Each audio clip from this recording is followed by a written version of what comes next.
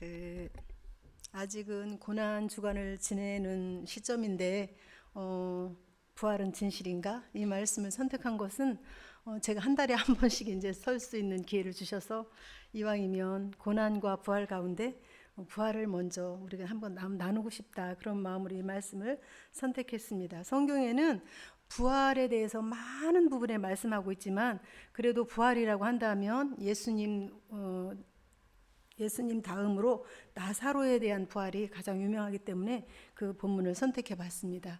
제가 어릴 때 우리 할머니한테 들었던 그 구전가요가 있는데, 우리 엄마가 돌아가시고 난 다음에 우리한테 이야기하신 것인지는 분명히 생각나지 않는데, 그 할머니가 저한테 가르쳐 줬던 그 구전가요, 구전으로 내려오는 그 노래가 잊혀지지가 않아요.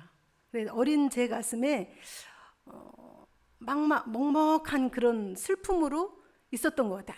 아주 어릴 때 들었던 그런 노래인데, 그 노래가 뭐냐면 아가아가 울지 마라, 닭뼈다귀가 꼬고하면 너그 애미 온단다.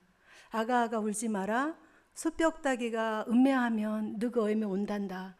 이런 거를 저한테 얘기하셨어요. 그런데 그 어린 마음에 그게 너무나 인상 깊었기 때문에 잊혀지지 않겠죠. 전후에 있었던 사건은 하나도 생각이 안 나는데 그 기절만 생각이 나요. 죽음은 끝입니다. 사랑도 미움도 다 그치게 되고, 사랑하던 사람들, 미워하던 사람들과도 다 이별이고, 그들과 함께 했던 그 모든 공간에서 완전히 소멸되는 것이죠.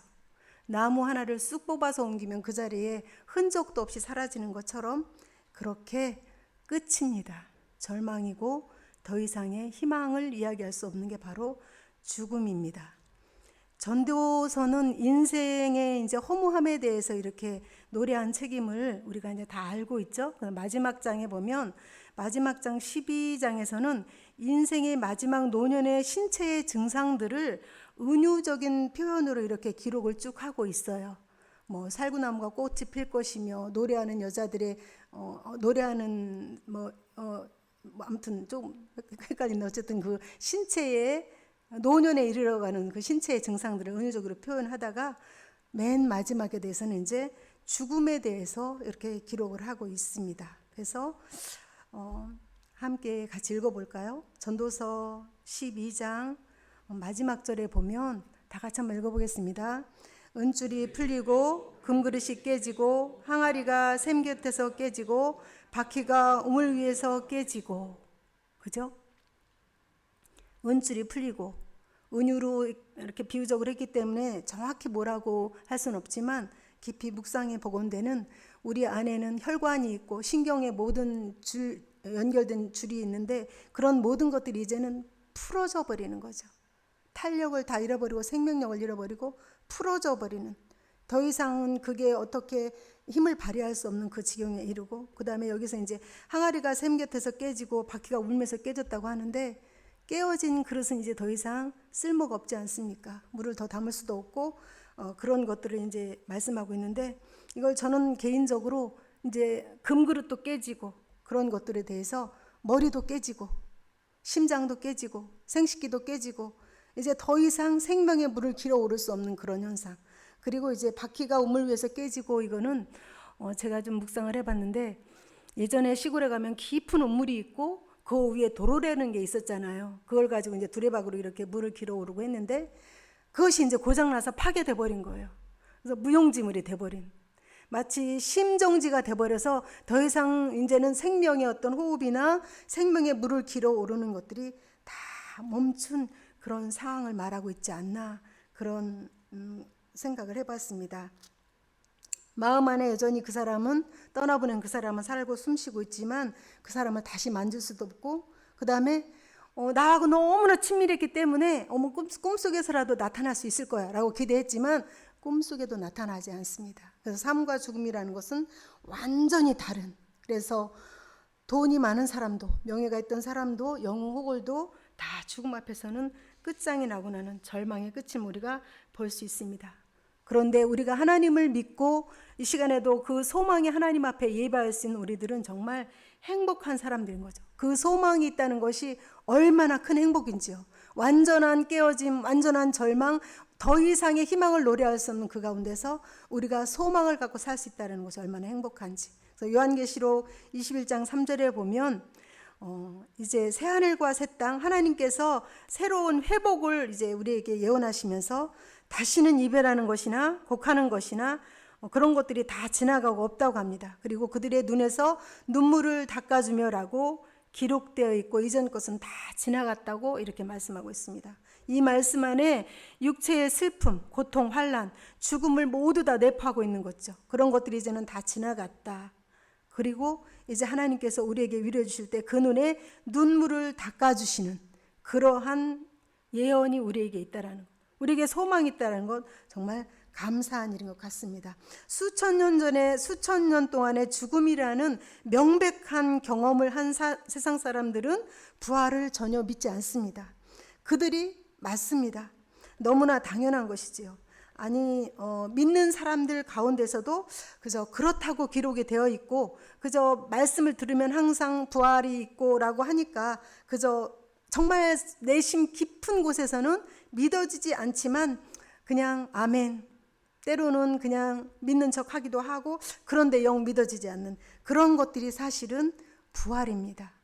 그 사람을 흠잡을 것이 아니고 그 사람은 지극히 상식적인 믿음에 머물러 있는 것이죠.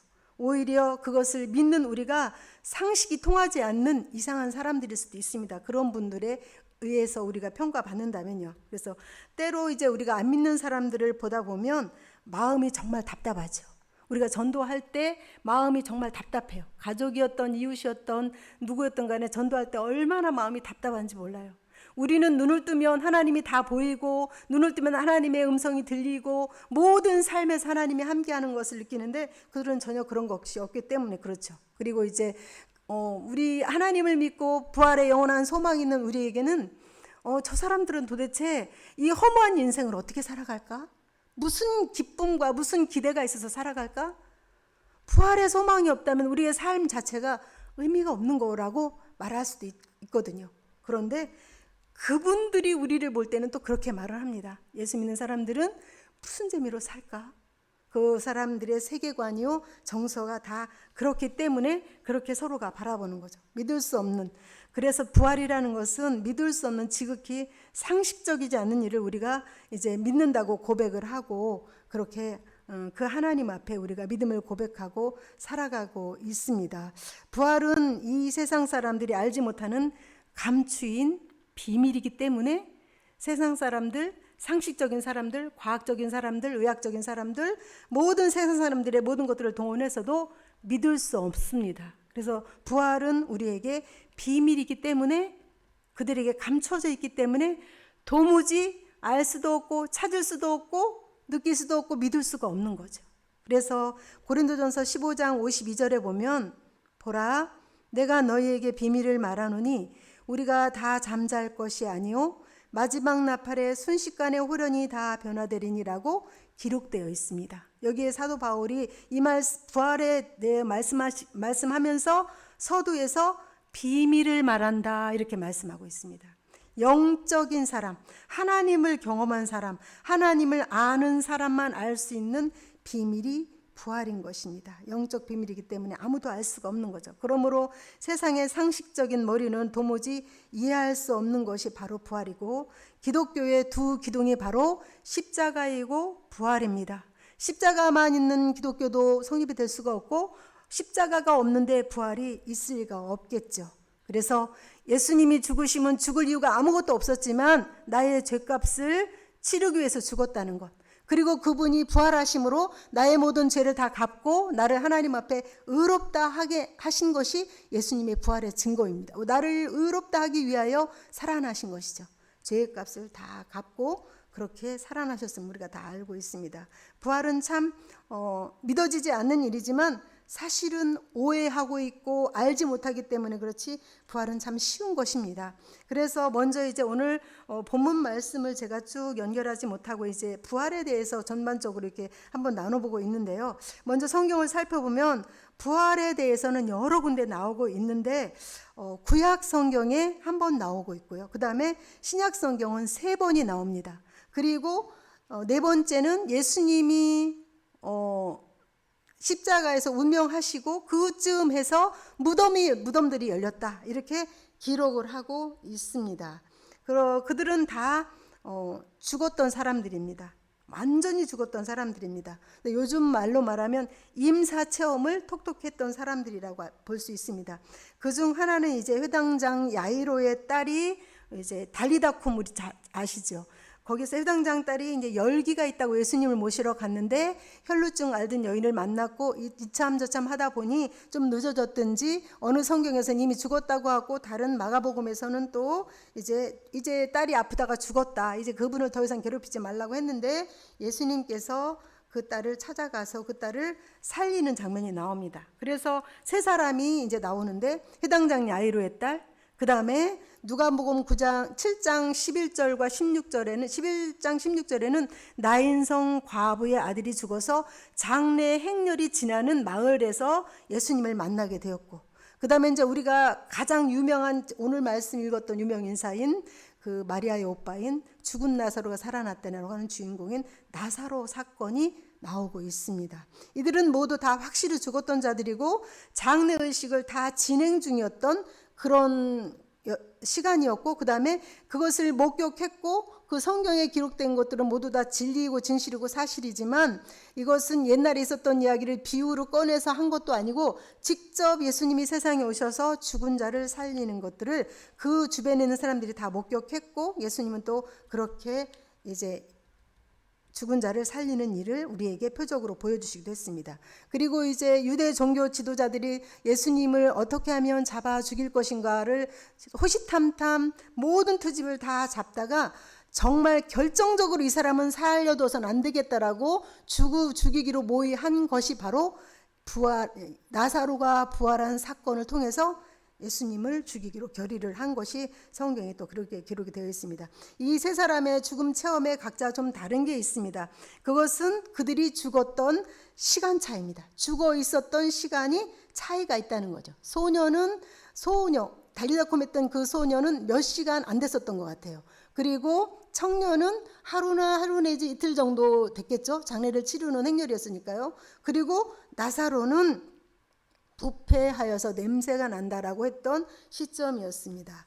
그런데 그들은 동일하게 죽었던 시간과 상관없이 살아났습니다. 그런데 그들이 죽었던 시간은 다 다르지만 그들이 살아났던 조건은 다 똑같아요.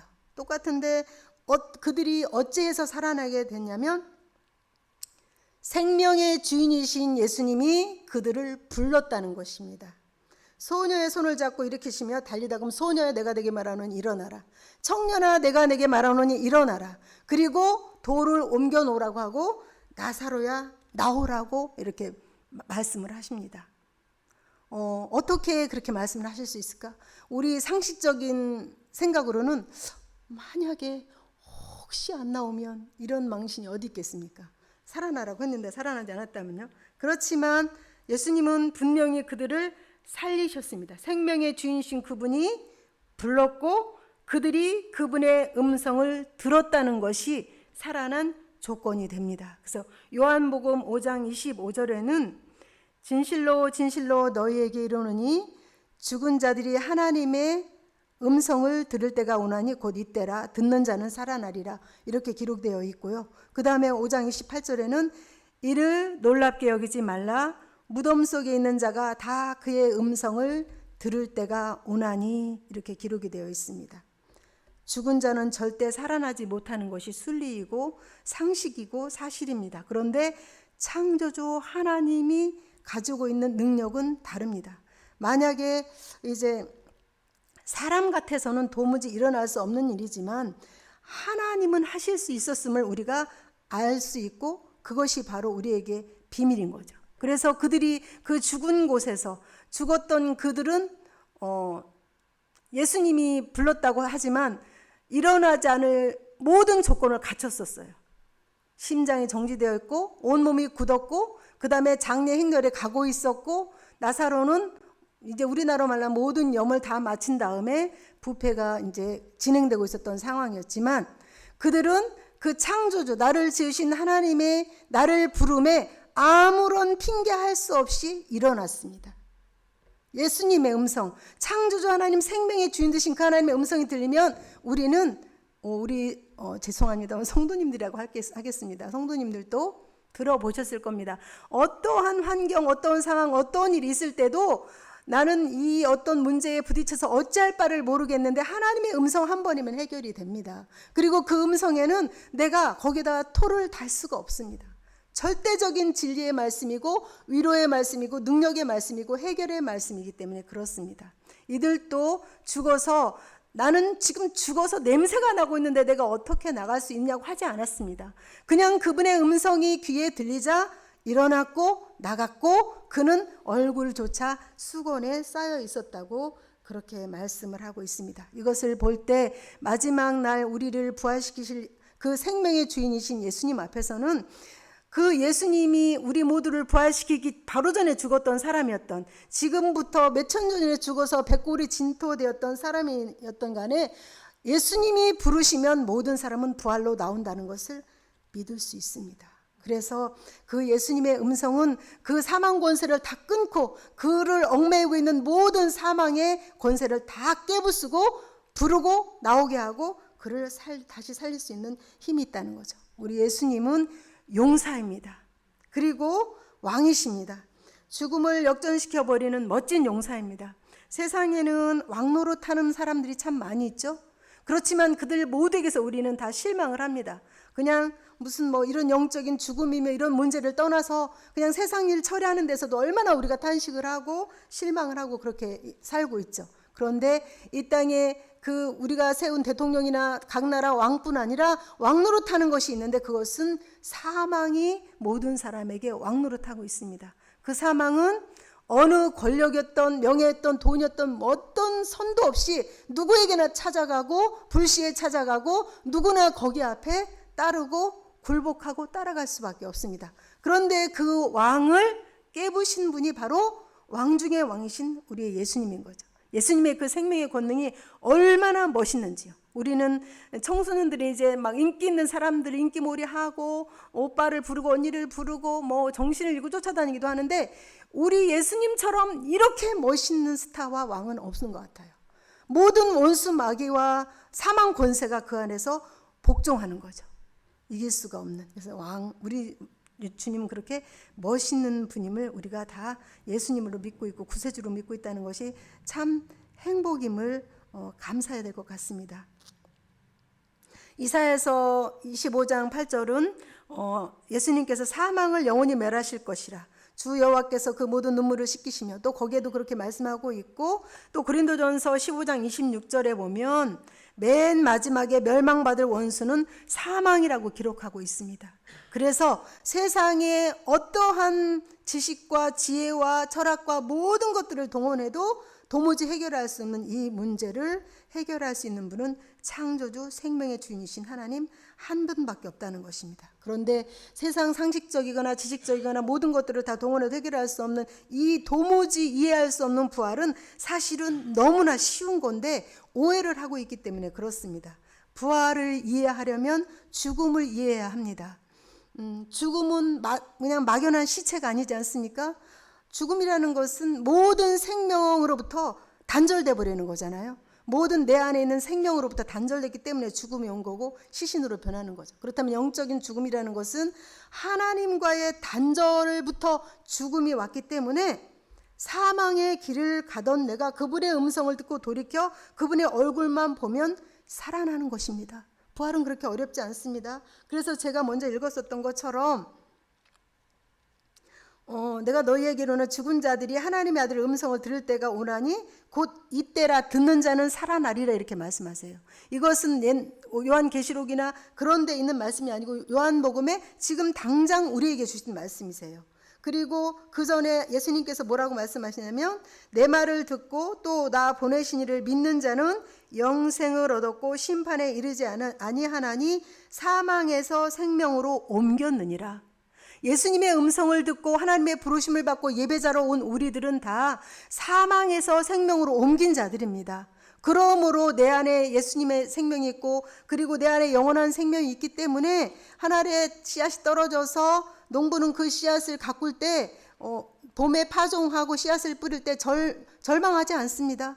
의심하지 않습니다. 반드시 거기에서 생명이 다시 나올 것을 믿기 때문인 거죠. 너무나 확실한 거죠. 우리의 부활도 그렇게 확실한 것입니다. 하나님을 떠나서 사망의 길을 갔던 내가 돌아서기만 하면 부활의 주님과 연합해서 부활 생명이 내 안에 있고 부활 생명이 내 안에 있기 때문에 또 생명의 부활로 마지막에 이제 이런 것으로 살지 않고 다시 하나님께서 살리시는 그런 모습으로 다시 살 수 있다는 거죠. 그래서 생명을 잃어버리게 된, 그래서 죽은 자가 절망 이를 수밖에 없는 그 죽음이 어디서부터 왔습니까? 결국은 하나님으로부터 왔다는 거죠. 하나님이 죄인을 향하여 그렇게 선언하셨고 선포하셨고 심판을 하셨죠. 우리가 죄를 지었을 때 너는 흑이니 흑으로 돌아갈 것이니라고 했기 때문에 모든 사람은 죽으면 살아나지 못해요. 그게 진리이기도 하고 순리이기도 하고 상식이기도 하고 그 말씀이 맞습니다. 우리에게 소망을 주시기 위해서 부활을 보여주셨지만 우리는 그 모든 과정을 다 걸칠 수밖에 없는 거죠. 그래서 이제 하나님은 우리에게 다시 살리고자 하는 모든 이제 계획을 갖고 계신데, 사람들은 이 부활에 대해서 믿을 수 없는 것들을 믿을 수 없다고 말하는 것 중에 하나가 뭐냐면, 우리가 성경에서 명백히 살아났던 그 사람들도 다 죽었기 때문에 그래요. 그 소녀도 그 나사로도 그 청년도 지금 살아있지 않잖아요. 다 죽어서 그들의 뼈가 어디 있는지도 다 알 수가 없습니다. 그런데 이것 때문에 우리는 그 부활을 믿지 못하지만 하나님께서는 고린도전 15장 36절에서 이렇게 우리에게 말씀을 하고 있습니다. 그래서 도무지 믿을 수 없는 우리에게 어리석은 자여 내가 뿌리는 씨가 죽지 않으면 살아나지 못하겠고 이렇게 말씀을 하고 있습니다. 이 우리의 육체, 이 지금 살고 있는 이것은 다 지나갈 것인데 이것은 흑인이 흑으로 돌아갈 수밖에 없고 죄의 값으로 죽을 수밖에 없고 거기에서 끝일 수밖에 없다는 거죠. 그런 우리를 하나님이 다시 살리시겠다고 약속하셨고 반드시 그것을 이루실 것인데 지금은 지나가고 있는 상황인 거죠. 그래서 아까 제가 읽었던 말씀처럼 처음 것들이 다 지나갔습니다. 그래서 이제 우리의 부활은 약한 것으로 심고 강한 것으로 다시 살고 욕된 것으로 심고 영광스러운 것으로 다시 부활한다고 그렇게 말씀을 하고 있습니다. 부활에는 차례가 있다고 이제 예수님께서 우리에게 고린도전서 15장 23절에 말씀하고 있는데요. 그러나 각각 자기 차례대로 되리니 먼저는 첫 열매인 그리스도요, 다음에는 그가 강림하실 때에 그리스도에게 속한 자요, 이렇게 말씀하고 있습니다. 우리가 이제 나무를 심으면 꽃이 피고 열매를 기다립니다. 그런데 거기서 첫 열매가 열리죠. 첫 열매가 열려야만 반드시 그 다음 열매가 맺힙니다. 그래서 부활도 마찬가지로 예수님이 죽음을 깨부시고 죽음을 완전히 멸하시고 살아나신 첫 열매이기 때문에 거기에 붙은 우리들도 그분과 똑같이 부활의 열매로 맺혀지는 건 너무나 명백한 사실이라고 성경이 그렇게 말씀을 하고 있습니다. 이제 이 부활을 장차 올 부활을 소망하기도 하고 성경에 기록된 부활을 우리가 읽고 묵상하고 믿으려고 하고 믿습니다도 하고 그렇게 체험도 하지만 이제 사도 바울이 우리에게 권면하기를 지금 우리가 하나님을 믿으면서 부활을 살 수 있는 길에 대해서 그분이 그렇게 우리에게 안내를 하고 계신데 그 말씀을 나누고 마치도록 하겠습니다. 고린도전서 15장에 보면 그 영광스러운 부활을 소망하는 우리가 살아가야 할 삶의 자세에 대하여 말씀을 하고 있습니다. 그러면서 이제 15장 31절에 보면 나는 날마다 죽노라고 고백을 하고 있습니다. 그리고 또 다른 구절에 보면 내가 그리스도와 그 부활의 권능과 그 고난의 참여함을 알고자 하여 그 죽으심을 본받아 어떻게 해서든지 죽은 자 가운데서 부활에 이르려 하노니, 십자가에 죽음이 있지 않으면 부활을 살 수가 없는 것처럼 날마다 내 안에서 내가 죽어져야만, 우리 주님의 십자가가 내가 그저 바라보는 십자가가 아니고 그 주님의 십자가는 나를 위해서 지셨고 내가 죽은 십자가이기 때문에 내 안에서 나의 옛 자아, 죄성 깊은 나가 완전히 죽어질 때, 나는 죽었습니다라고 고백하고 항상 나를 온전케 하시는 그 주님을 바라볼 때 우리는 지금도 부활 생명을 살 수 있는 것입니다. 그래서 또 사도 바울은 부활의 주님을 확실히 만난 사람이지 않습니까? 다메섹 도상에서 그가 그렇게 핍박했던 그분이 부활에서 친히 나타난 것들을 목격한 그분이 부활의 영광에 참여하기 위하여 날마다 죽노라, 이렇게 자기를 복종시키는 말씀을 우리에게 전해주고 있습니다. 그리고 빌립보서 3장 21절에는 그는 만물을 자기에게 복종하게 하실 수 있는 자의 역사로 우리의 낮은 몸을 자기 영광의 몸의 형체와 같이 변하게 하시리라, 이렇게 말씀하고 있습니다. 만물을 복종하게 하실 수 있는 그 생명의 권능이 있으신 창조주의 하나님의 역사로 우리의 낮은 몸, 죽고 연약하고 실패하고 낭망하고 좌절하고 끝내는 썩을 수밖에 없는 그 몸을 자기의 영광의 몸의 형체로 변하게 하시리라, 이렇게 약속을 하고 계십니다.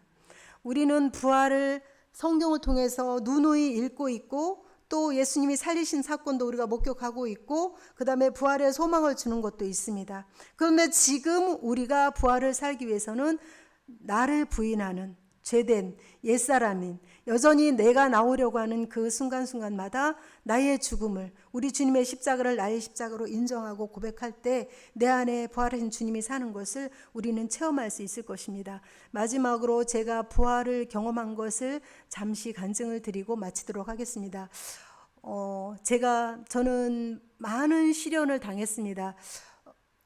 어릴 때부터 한 군데가 좀 아파서 나으면 반드시 이어서 또 어디가 아프고, 또 한 군데가 나으면 또 이어서 어디가 아프고, 항상 아프고, 그 다음에 내 다리는 새 다리라는 그런 별명을 갖고 바람 불면 넘어질 정도고 아팠는데, 그때부터 계속해서 시련을 겪었지만 하나님을 믿고 난 후에 제가 당한 시련은 정말 많은 분야의 시련을 당했는데, 그 중에서 이제 몇 번 당한 것이 영적인 시련이었습니다. 영적인 시련이 왔을 때 제 상태는 어떤 상태였냐면, 좀 과격하게 표현하자면 죄송하지만 완전히 식물인간이 되었던 적이 있었습니다. 영적으로요. 어떻게 살아있는 사람이 영적으로 그렇게 될 수 있냐고요? 그렇게 되더라고요. 제가 원한 것도 아니고 상상한 것도 안 하고 내가 추구했던 것도 아닌데 어느 날 내가 아무것도 할 수 없었습니다. 성경도 읽을 수 없었고, 기도도 할 수 없었고, 찬양도 할 수 없었고, 누가 소통도 할 수 없었고, 음식을 먹을 수도 없었고, 잠을 잘 수도 없었고,